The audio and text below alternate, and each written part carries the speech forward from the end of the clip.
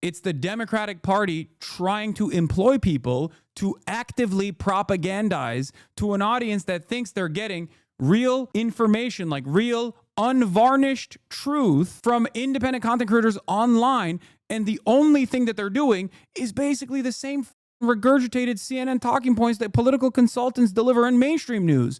And that's what's really fucked up about it.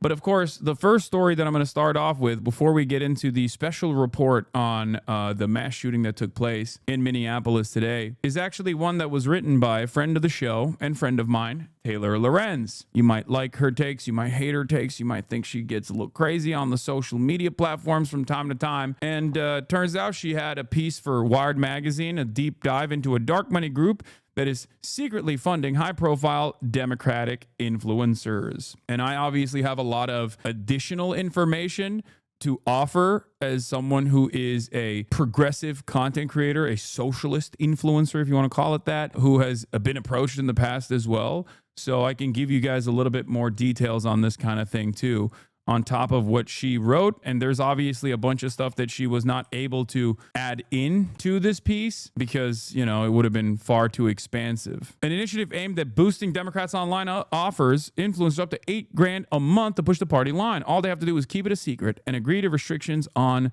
their content. In a private group chat in June, dozens of Democratic political influencers discussed whether to take advantage of an enticing opportunity. They were being offered $8,000 per month to take part in a secretive program aimed at bolstering Democratic messaging on the internet. Wait, what? $8,000 a month honestly seems like a small payout if they actually supposed to be high-profile influencers. The economy really is falling apart. Are you kidding me? $8,000 a month is an incredible amount of money for whatever their deliverables are. What the do you have $8,000 a month that you have to spare? We're talking about like up and comers. You know what I mean? We're talking about people that just like get you know, like $8,000 a month is life-changing money for a lot of people, for virtually everyone. You're talking about almost $100,000 a year. That's, you know, that's an incredible amount of additional revenue that you're going to be able to generate. But the contract sent them to Chorus, the nonprofit arm of liberal influencer marketing platform, came with some strings. Among other issues, it mandated extensive secrecy about disclosing their payments and have restrictions on what sort of political content the creators could produce.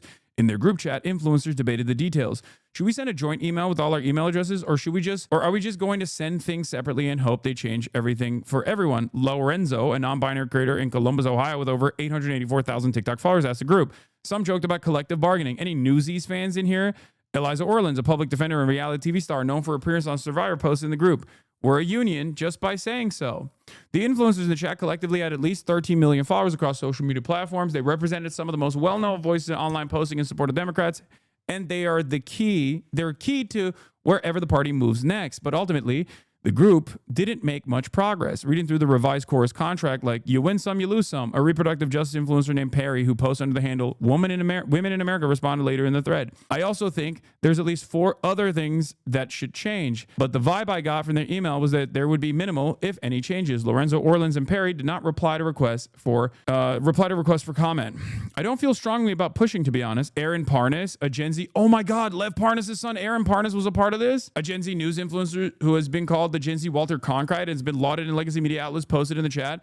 They aren't going to modify it anymore. Seems like a take it or leave it. Parnas declined to comment. I believe we're in stage 5, acceptance, Perry responded. Creators began signing on to the deal. For years, Democrats have struggled to work with influencers. In 2024, President Joe Biden's White House snubbed several prominent content creators after they lightly criticized the administration over its policies on climate change, COVID, Gaza, and the TikTok ban. Content creators who challenged Kamala Harris, including Hasan Piker, a well-known influencer on the left, were similarly unwelcome at campaign events. After the Democrats lost in November, they faced a reckoning. It was clear the party had failed to successfully navigate the new media landscape. While Republicans spent decades building a powerful and robust independent media infrastructure, maximizing controversy to drive attention and maintaining tight relationships with creators despite their small disagreements with Trump, the Democrats have largely relied on outdated strategies and traditional media to get their message out. Now, Democrats hope that the secretive Chorus Creator Incubator program, funded by powerful liberal dark money group called the 1630 Fund, might tip the scales. The program kicked off last month, and creators involved were told by Chorus that over 90 influencers were set to take part. Creators told Wired that the contract stipulated they'd be kicked out and essentially cut off financially if they even so much as acknowledged that they were a part of the program. Some creators also raised concerns about a slew of restrictive clauses in the contract. This is so insane, bro. What are we doing? What are the creators doing? What are the liberals doing? What's wrong with you? Why the fuck? Dude, first of all, this is the type of shit we yell at Tim Pool over because they're getting it from fucking Russia, okay? This is the type of shit we yell at Ben Shapiro over because they're getting money from the same exact funding groups that fund the Republican Party, like the Wilkes brothers and shit. How the fuck are these guys just like running around being like, the Democrats are awesome, liberals are great, Gavin Newsom is hot, I want him to blow my back walls out, I think he's the next president, and then you turn around and you're getting a fat bag from the Democratic Party through shadow donations that you're not even disclosing? What the unimaginably unprincipled. It's also a demonstrable failure. This is what's so annoying about it. That's why I'm out here giving free ball. Okay? What do I always say? Free ball is free. Okay? You want to know what to do? You want to reach out to the youth, young men? I'm giving it out for free. There's also working examples of it. Zohran Mamdani is a working example of it. Okay? But these guys don't want that. They don't want to change their policies. What they want is to be able to manipulate people into loyalty to the Democratic Party without any sort of real changes in the way that they are alleviating people's economic hardships. But it now turns out that when people come in here and yell at me with DNC talking points and I say, show me the pay stubs, it turns out some of those motherfuckers do have pay stubs, except their fans don't, and their fans are deluded into thinking that these guys are actually telling them the truth. But it turns out they're actually making you annoyed at the left at the behest of the Democratic Party because that's what they're predisposed with. Holy fuck. Not that you'd ever accept this, but it just goes to show how principled and consistent you are. This is a roundabout big W for you and vindication for the DNC shit. I'm gonna be honest with you. This group never even entertained reaching out to me. I think they were smart enough not to come to me, or if they did, I didn't hear about it. I'd have to ask my manager, but I don't think this was a thing. Anyway, influence including the communication about the program and in some cases onboarding session for those receiving payments from the 1630 fund, including, oh my God, Olivia Giuliana, the centrist Gen Z influencer who spoke at the 2024 Democratic National Convention. Lauren Piretra, a former Playboy executive turned political influencer who hosts a podcast for Occupy Democrats. Barrett Adair, a content creator who runs American Girl doll themed pro DNC meme account. Suzanne Lambert, who has once called herself a Regina George liberal. Ariel Fodor, an education creator with 1.4 million followers on TikTok. Sandra Jennings, a former TLC reality star and older brother of trans influencer Jazz Jennings. David Pakman, who hosts an independent progressive show on YouTube covering news and politics. David, you've been in this game for so long. What the f are you doing? Lee McGowan, who goes by the online moniker Politics Girls, and dozens of others. The first two declined to comment. The rest did not respond to requests for comment. According to the copies of the contract viewed by Wired that creators signed, the influencers are not allowed to disclose their relationships with Course or the 1630 fund, or functionally they're being paid at all. I don't even know how this is allowed. How is this not a violation of numerous points of regulation? I mean, this is a FTC violation, and not only that, but it's like you have to disclose when you have an ad, and you have to disclose if it's a political ad, especially. Actually, that's not true. I don't think you have to disclose if it's a political ad, but it's already, I guess technically not. Yeah, you don't have to actually put hashtag ad if it's a political ad because that's already clocked. Like it's that those payments are all public. You just have to sort through the data. So I guess it wouldn't be an FTC violation at all. One of the examples I'll give you is a Progressive Victory, right? They approached me a million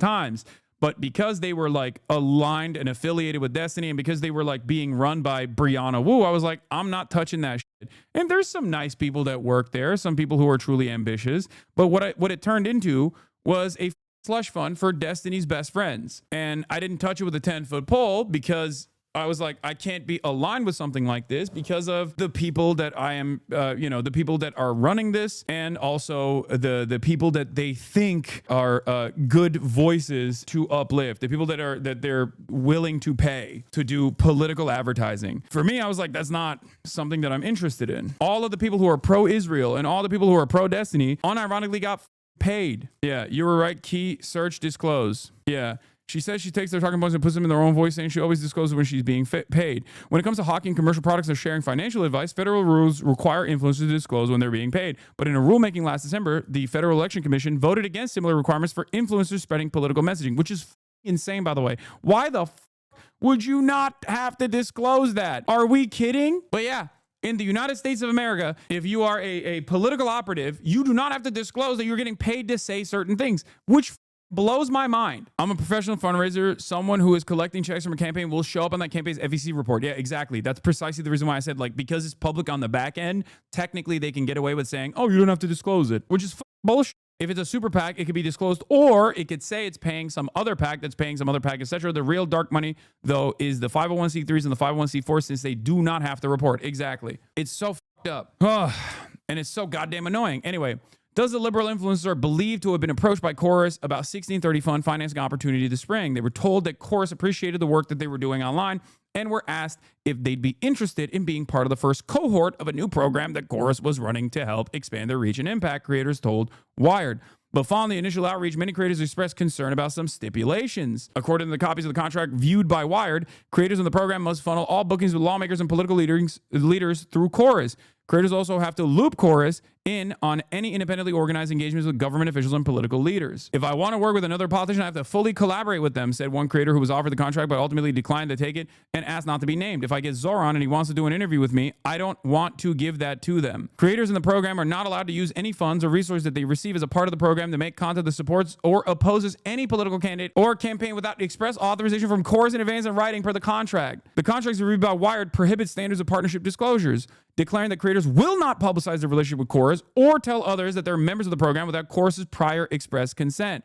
They also forbid creators from disclosing the identity of any funder and give Chorus the ability to force creators to remove or correct content based solely on the organization's discretion if that content was made at a Chorus organized event. God damn, this shit is so ass, bro. It's so, I mean, Republicans are going to make mincemeat out of this. Actually, I don't know. They're probably too busy fucking talking about how woke Cracker Barrel was and doing victory laps over how not woke it is now or some shit to actually pay attention to this stuff. But like, they used to make a mountain out of a molehill with like any kind of DNC pay stubs that like Harry Sisson got. So this is the big Monty. This just basically shows exactly where we're at. There are some real great advantages to housing this program in a nonprofit. Graham Wilson, a lawyer working with Chorus, said to creators on a Zoom call reviewed by Wired. It gives us the ability to raise money from donors. It also, with the structure, it avoids a lot of the public disclosure or public disclaimers, you know, paid for by blah, blah, blah, blah, blah, that you see on political ads. We don't need to deal with any of that. Your names aren't showing up on like reports filed with the FEC.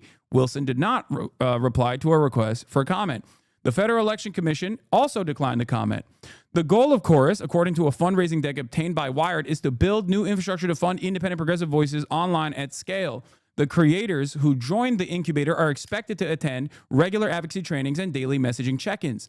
Those messaging check-ins are led by Cohen on rapid response days. The creators who have to attend at least 2 Chorus newsroom events per month, which are events Chorus plans, often with lawmakers. Elizabeth Dubois, an assistant professor at University Research Chair in Politics, Communication, Technology at University of Ottawa, who has researched the ways influencers are reshaping the U.S. political system, says that we are seeing influencers being pulled into these dark campaigns or shadow campaigns where the legal aspect is murky at best. Sometimes it is actually clear that influencers are being used to, for example, evade spending limits, she says. I think that we need to remember that for democracy to thrive, we do need transparency around who is paying for political messages. Keith Edwards, a Democratic content creator who has skyrocketed to fame on YouTube since starting his channel last year, was not invited to be a part of the program, but believes that the way it's structured seemed predatory. He says that he would never agree to take part in a program that was run in secret or wouldn't allow him to disclose funding. What I don't understand is, why wouldn't you just donate to creators directly who have already built something and just need to put gasoline on the fire, says Edwards. Democrats at least understand that the internet exists now, so that's good.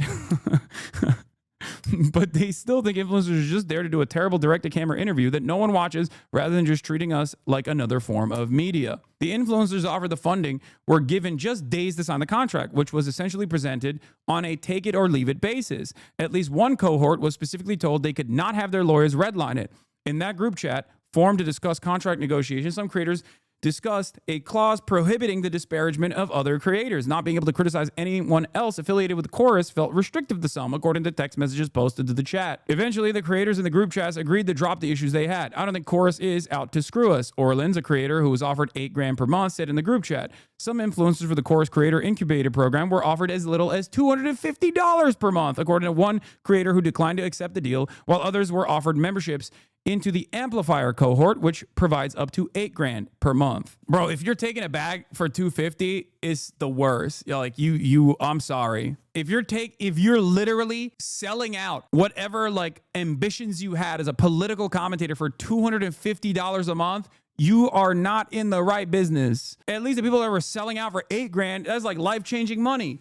$250 a month, and you're going to be a mouthpiece for a shadow organization that has this much restriction on your life? What the See, this is the problem. A lot of people don't understand. The issue here is like, if this is your job, this is your goal, if this is your career ambition, if you want to become a political content creator, if you want to be a political commentator, you have to have a unique worldview. You have to have some things that you truly believe in. You can't be a hired gun. What the are we doing? It's so stupid. The 1630 Fund has emerged as a powerful funder in Democratic spaces in recent years. Its website notes that issues supported by the organization include economic equity, affordable health care, climate solutions, racial justice, voter access, and other essential social change goals. The organization was founded in 2009 as a liberal response to the conservative dark money groups and organizations like the Koch network, and under Trump, it has soared. In 2018, the 1630 Fund provided $141 million to more than 100 left-leaning causes in order to bolster Democratic support during the midterms, according to a tax filing obtained by Politico. In 2020, the fund distributed more than $400 million, Jesus Christ,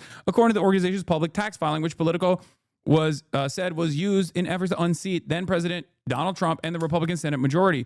In 2022, the 1630 Fund spent $196 million backing state ballot measures on abortion rights heading into the midterms, according to NBC.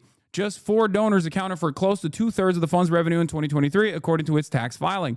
The largest donor gave the group $50.5 million, with others donating $21 million, and $13.6 million. The 1630 Fund, which is not required to disclose its contributors, has for years been a major funding source for liberal and progressive causes and groups, including those that spend in elections, says Walker Davis, a research director for the open government group Citizens for Responsibility and Ethics in Washington. Though their recent tax returns indicate that they've always pulled back from the eye-popping sums they raised and spent in 2020, the organization is still one of the top spending politically oriented groups, oriented nonprofits in the country. Chorus, which is described in contracts reviewed by Wired as a project of the 1630 Fund that handles operations for the Creator Program, launched in November 2024 as a nonprofit arm of Good Influence, a for-profit influencer marketing agency aimed at helping content creators connect with social good campaigns. Good Influence was founded in October 2020 by Stuart Perlmutter, the former comms director for the Representative John Yarmouth of Kentucky. Seeing an opportunity after Kamala Harris's loss last November, Perlmutter co-founded Chorus with the Democratic influencer Brian Tyler Cohen. Ain't no fucking way. Brian Tyler Cohen, who was over 4.6 million subscribers on YouTube and leads messaging check-ins with the creator cohort on rapid response days. According to records reviewed by Wired, Chorus claims that its initial creator cohort has a collective audience of more than 40 million followers with more than 100 million weekly viewers, and that the organization has hundreds of creators signed up and ready to amplify messaging. I've spent most of my career researching right-wing media. Also, Brian Taylor Cohen is another friend of Destiny, isn't he? Again, I am noticing that like a lot of these guys who are invested in like, whether it's for genuine ambition and good reasons because they truly believe that the Democratic Party is the savior of mankind, or whether it's like a cynical way to try to amplify your worth within the confines of the Democratic Party machine, or if it's just to make money, regardless of whatever the motivations are, it's very clear to me that these guys have one pattern. They don't step outside of the line when it comes to whatever the Democrats are communicating, which is something that I've always wondered about. Because I'm always like, how the fuck are you going to be an independent content creator, an independent political commentator, and never actually criticize the Democrats? Like, what is going on? Show me the pay stubs. This is what I used to say all the time. If you remember, if you recall, one of the things I used to always say whenever motherfuckers would come in here and be like, oh, I'm going to defend the DNC. You're wrong. It's the left that did this. I'm going to defend the DNC. I'd be like, show me the pay stubs. It turns out there are pay stubs. Not for you if you are a fan of any of these content creators. You've just been deluded. But these guys do have some pay stubs. So this makes a little bit more sense. I will also say, however, that the other thing that I've noticed here is that they are noticeably absent from the conversation on Gaza. This is a major issue. It's a major issue that was almost entirely propped up by social media and independent sources. Whether it be on the ground Palestinians who are filming their own demise, filming their own genocide, bravely, if I may add, or whether it be those those videos that are being amplified by independent media content creators who see right from wrong, who have a conscience and decide that this is unconscionable and actively speak out against it. If you are an independent content creator, if you're in the media, you're not going to speak on it. We know this already, right? But if you're an independent content creator and you're silent on this, if you're an independent content creator and you're silent on one of the biggest issues of our time, then it's very obvious that there's like most likely a financial motivation here, a financial imperative here. My mother-in-law is a big-time Gen X liberal, and we'd regularly get into debates about Genocide Joe that always ended up with her begging me to vote for blue no matter who. She obsesses with Aaron Parnas and Brian Tyler Cohen, and now I got to debate her on this. Christ, I'm exhausted. What do you mean? This is not a debate. You can just like accurately tell her that like there is a reason why the information that you're getting might not necessarily be the full scope of reality. And there's obviously a financial imperative associated with that. This is like the easiest thing to communicate to people. This is the easiest dub of your life. Not to like dunk on your mom or anything like that. But the reality of the matter is when you have instruments of the party making these ridiculously stringent rules that straight up tell you what you can and can't say, and they pay you for it, then all of a sudden you're not a political commentator. You're not an independent voice at all. You're simply a mouthpiece for whichever slush fund that exists. In this circumstance, is just like chorus. I don't even think that they had a lot of credibility to begin with, but now they definitely don't have credibility at all. This basically proves why so many of these liberals online, that's why I always tell you, like, don't listen to the fucking liberal voices on TikTok or on YouTube or whatever. They do not reflect the broader sentiment of the population.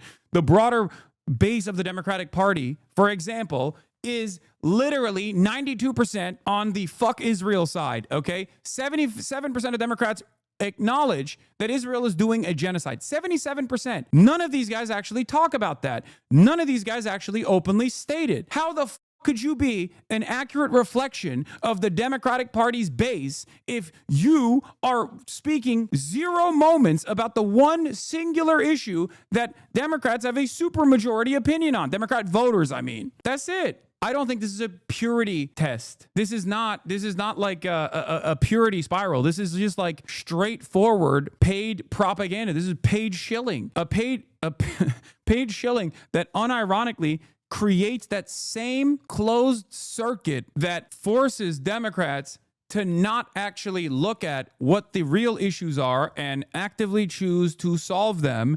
And instead, it's the Democratic Party trying to employ people to actively propagandize to an audience that thinks they're getting real information, like real unvarnished truth from independent content creators online. And the only thing that they're doing is basically the same regurgitated CNN talking points that political consultants deliver in mainstream news. And that's what's really fucked up about it. They think that it is actually not the Democrats, the party itself, that is the problem. It's the voters that are not invested enough in harm reduction narratives and whatever the fuck motivates people to go out and vote for the Democrats. This is devastating because it's also consistently led to the Democratic Party's demise over and over again, and led to two major defeats against a incompetent charlatan fascist like Donald Trump. It's completely unacceptable. And this is straight up a part of the problem. This is a major part of the problem because this is emblematic of the issue that is at the core of the Democrat Party, an inability or a lack of interest in actually listening to the demands being made by voters, which is undemocratic inherently. This is anti-democracy. This is anti-democratic process. The fact that they are, instead of like taking a cold, hard look at all of their failures in the aftermath of this massive defeat against Donald Trump again, instead of looking at that and maybe changing the way that they operate, the fact that they are still saying, no, we just got to like dunk on the vote, we got to influence the voters better, is insane. Show me the pay stub. I think that this method that the Democrats are deploying here by using like Brian Tyler Cohen and all these other people, especially in this like incredibly shady way, is only effective if the Democrats are willing and able to change their attitude. If the Democratic Party unironically decides that they are the Medicare for all party, if they decide that they are the anti-Israel, anti-genocide party, for example, it sounds laughable to even bring this up because you're like, they're never going to do that. But if they were to do that, and then they pumped all of these content creators who will be loyal soldiers that defend the Dems regardless, then they could actually make an impact. Otherwise, this is no different than having $1 billion that you burned with messaging bad policies and putting bad policies in front of people and then losing the election in the same exact way that they lost the election last time around. That's it. The fact that some of you think that I'm a young person that can have the political leanings of Bernie Sanders is part of the reason we lost many young men in droves. I'm not being paid to speak my beliefs. I just don't let you all bully me for being who I am. Don't like it tough. I haven't been paid a dime to do anything in Texas politics, by the way. It turns out she was. Don't know who else to let folks. There's a subplot in politics happening because apparently someone is paying GOP influencers outside of Texas to say specific things about Texas politics because influencers in Texas have to disclose if they're being paid for political posts. It's just crazy that she like talked about how she wasn't paid for this at all for the longest goddamn time. And debunk some important misinformation. Many of you have commented about this article that came out in The Wired, asking if I've sold out, if I've taken money to push political talking points. The answer is no. Number one, this group never paid me for any content. This group never had control over any of my content. They never told me who to interview, what to say, or what not to say. They never once said you can't report on an issue. This group is a public cohort. Nothing was secret. And the point of it was to mentor smaller creators so that they can grow and that they can monetize their platform. And just like I've given speeches in the past or I've mentored other creators in the past, this was no different. This had nothing to do with politics, had nothing to do with a political party, and had no control over the content that I ever made. And even the article writer, Taylor Lorenz, admits that. Aaron is correct that Chorus didn't pay them to post specific content. Now, she talks about disclosure requirements, but there was no payment for content, and so there is nothing to disclose. What this article is advocating for is that any of you have to disclose. Wait, what? Did they get like a script or something to post this? The new line for these influencers involved in the program described in the article is that, oh, this dark money scheme was never a secret, despite what the contract said and what the creators were told. But this is very easy to debunk. Point me to one video where any of these content creators revealed that they were receiving funding from 1630 Fund, dark money group, prior to our article. If the 1630 funding was public, then point me to one video where they disclose this funding. Like, do you guys understand? Not only do I have an issue with like political commentators getting paid, right, to do like certain kind of messaging pushes. Not only do I take issue with that in general, because like obviously that spells that like you're buyable, right? They can just like buy you, and I don't think you're independent at that point. Or if you're gonna do that, you could just be like, this is something that I agree with already, and they were willing to give me money, and that's why I'm doing it, right? Like that's, I guess, like the most honest way to go about it, right? But it's also a major failure in general for the Democrats. Like it literally fails to do the job. If the Democrats' goal here is to try and bring more people to their side at a time when there should be unprecedented support for the opposition party, then you have to speak on certain issues that the party itself is not choosing to speak on. Otherwise, you are going to lose the messaging war to grifters on the right who will dominate the field. That is precisely the reason why Nick Fuentes is dominating the field right now. He is seen as an earnestly anti-Israel person on the media side, on the independent media side. Tucker Carlson is seen as an earnestly anti-Israel person on also the independent media side. And he's a very important voice in the right-wing movement. When liberal Democrats who are getting paid by the Democratic Party are refusing to speak on these atrocities, they are literally leaving this entire realm of media. They're leaving a massive void in the ecosystem here to unironically allow right-wing grifters to fucking take advantage of. The Democrats aren't trying to bring more people in and expand their base. They're riding on Trump being fascist and unpalatable for the midterms. Their approach has been, we don't have to change anything and sit on their hands. Yeah. And that's a devastating prospect. And the real reason why that's a devastating prospect is because they are deeply and unimaginably unpopular right now. And no one is seemingly looking at why they're so unpopular when they should be organically popular because of how unpopular the Trump administration is. But because they're not doing anything, people just look at them and go, you guys are losers, you're not doing shit. And under the duopoly structure, if people despise the Republican Party for its violence and its reactionary policies and the resentment that they breed towards the Republicans, and then they have no avenue to actually vote for a party that is like going to actively combat them, actively present hurdles with the Democrats, they're just not going to vote. They're just going to get angry and they're not going to vote. That is precisely what happened this last election. Disclose where you work, what you do for a living, how much you make, and who your CEO is. That means I have to disclose that a bar prep company has paid me to help grade bar exam essays. But I want to make clear that if there was ever a situation where a quote unquote dark money group tried to pay me to push a narrative, I'd say absolutely not. But that hasn't stopped this online firing squad from emerging. And it's funny, the people that are attacking me online are traditional journalists who are threatened by the work that I do, and also bad faith actors who have spent their entire last 2 years that I've been on this platform attacking me. So I'm not going to stop.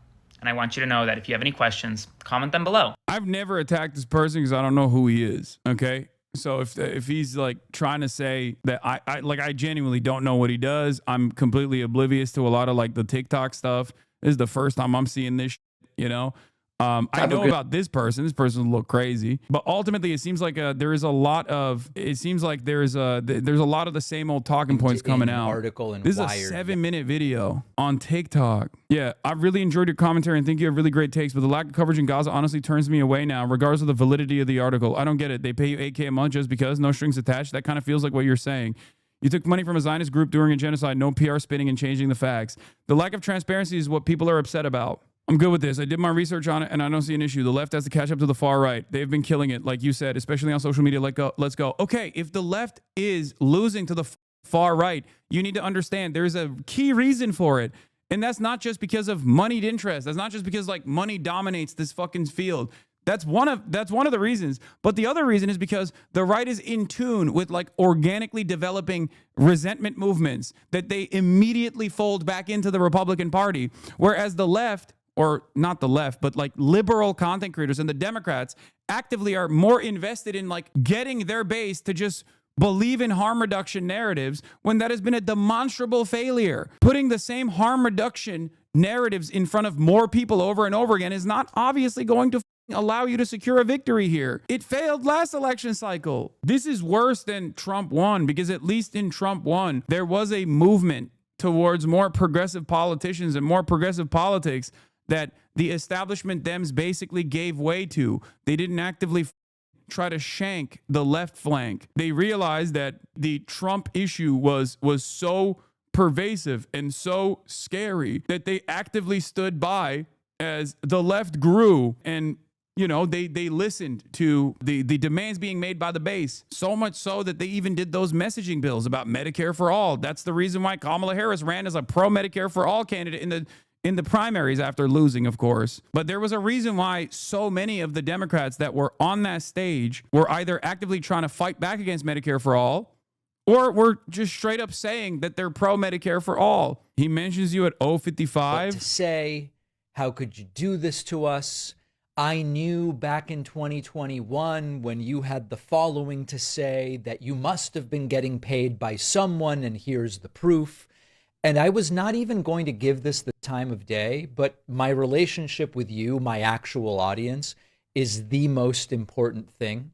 And so I decided to do this segment. I also was told that other creators, like a Twitch streamer named Hasan were covering this in ways that don't reflect the reality of the situation and are perpetuating false. Okay, first of all, I just read the article, okay? I didn't like cover it in a particular way. I just covered the article. Also, I've known David for years. For me, I normally stay away from yelling about like Brian Tyler Cohen or David or any of these guys, because like there are certain issues that I just know they're not going to talk about, whatever. But as long as they're like cordial, as long as they're like, you know, focusing most of their efforts on combating the Republicans and whatnot, even if I don't agree with a lot of key problems here, I think it's, it's whatever. David saying a Twitch streamer is insane given the disparity in your respective reach. Yeah, I don't know. It is what it is. Falsehoods about what is and isn't going on. Now, I can't speak to the motives of the people that wrote the article or those that are reacting to it. I can't get in their heads. All I can do is tell you what's going on, and then you can judge and you can make an assessment of me. This is a threat to their bag. They'll escalate the conflict to all-out war before they'll make any concessions. All I'm saying is, if you truly care about fighting against Donald Trump, if you truly care about undermining the growth of fascism in this country, you have to look within yourself. You have to look within yourself. You have to realize that the same old business as usual, Democrats are actually the harm reductionist party, is not going to move you across the finish line. Or even if it does carry the Democrats across the finish line, if the final attitude from the Democrats is reflected in the Kamala Harris campaign, and it's just more militant military, like a more lethal military and a more militant border policy, then is it even good that the Democrats won in that regard? It's just not. It's a race to the bottom. I care about policies first and foremost. That's what's most consequential. That's what's most consequential for me. I don't give a shit about what the letter is next to the name of the politician. I care about what they're going to fight for. Are they going to fight for us, or are they going to fight for the bag? And it's clear that when Democrats are openly fighting for the bag, it causes them to take terrible positions and terrible stances that make them look like they're phony, that make them look like they're insincere. And if content creators on the liberal side of the political spectrum are also reflecting that same kind of like inability to address ongoing issues and always waiting for the mass momentum to swing in that direction, always afraid to lead people to the correct side of an argument by actively counter messaging, they're always going to lose to the Republicans, who will never stop counter messaging. Republicans never stop. They run as though they are running every single day, as though there's an election every single day. Democrats remember that there's an election every 4 years and then act surprised when they lose. One problem is that in the Democratic Party, there's no penalty for failure. Chuck Schumer gets to be in leadership forever, even though the party is reaching record low popularity. It's considered more important for these people to retain their positions than for the party to win. Obviously, a party that was interested in winning would oust these fools and put in new management. If they made Bernie the Senate minority leader, they'd be a lot more popular, but they don't, because it's not about winning. It's about a small group of people clinging to power. Yep, that's it. This is why we say it's like two sides of the same coin. It's just like a lighter version, a diet version of the far-right, insane Republican Party. Now, the most important thing to say is that the idea behind this group is exactly what I've been advocating for years. It's for years I've been saying. I mean, I will say it's not very surprising to me, at least, that like there are a lot of left content creators on the independent media side, some of which are very popular, myself included, Chapo Trap House, Majority Report, and I don't think these guys went to them at all. One must ask the question, why? Why is it? Perhaps it's because if you have a truly anti-establishment opinion, and it's not just like marketing, then it's not likely that you are going to have billionaires that fund you through dark money groups so that you can actively demand that they no longer be billionaires. This is not happening. Left needs to organize independent media in the way that the right has been doing. The left needs to fund independent creators the way that the right does. The right has won even arguably presidential elections. Yeah, I think they're also saying, yeah, this is the argument. This is the meta. Well, the Republicans do this too, and if we got to fight fire with fire, this is how we got to do it. And it's like, you're just making an argument to get money from the Democratic Party. That's crazy. This is the major problem, okay? You're right. When you say zero people come to this conclusion naturally, this is the issue. If the people that are getting paid by the Dems are saying, like, Elisa Slotkin is becoming one of my favorite Democrats, like, you are just taking money from the Dems to spit back. You're taking money from the from the Democratic Party to spit back these kinds of takes for absolutely no one. You know what I mean? For no one. And maybe you're doing this so you can inevitably down the line get invited to the White House, or you're doing this because maybe down the line you might get a bag from the Democrat groups like the one that we're talking about. But whether this is paid for or a Noam Chomsky style, like, personal filter that you're applying, it doesn't change the dynamic that it's just like an idiotic message to put out there, because this is just like objectively untrue. Elisa Slotkin is not a good Democrat at all. She sucks. And so many people can see it. So you just constantly saying that is not going to actually convert people. It's just going to make the people that like Elisa Slotkin in the Democrat establishment go, see, that's a good one right there.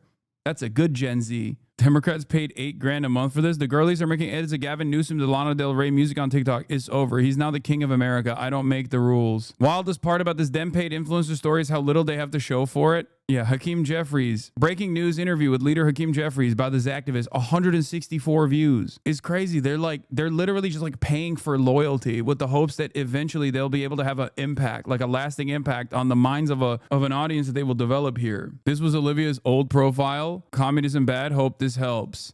When you say abolish capitalism, what do you mean? Abolish ICE, Black Lives Matter, free Palestine. Abolish capitalism, liberate the oppressed.